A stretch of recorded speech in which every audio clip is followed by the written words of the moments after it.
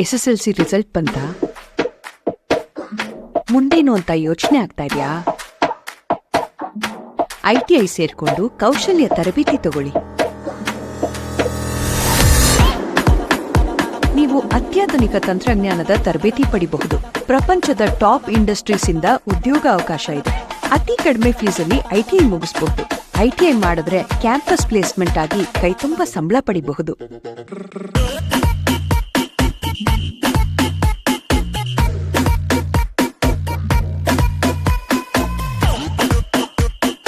ITIಗೆ ಈಗಾಗಲೇ ಪ್ರವೇಶಾತಿ ಪ್ರಾರಂಭಗೊಂಡಿದೆ. ಹತ್ತಿರದ ಸರ್ಕಾರಿ ಕೈಗಾರಿಕಾ ತರಬೇತಿ ಸಂಸ್ಥೆಗಳಿಗೆ ಭೇಟಿ ಕೊಡಿ.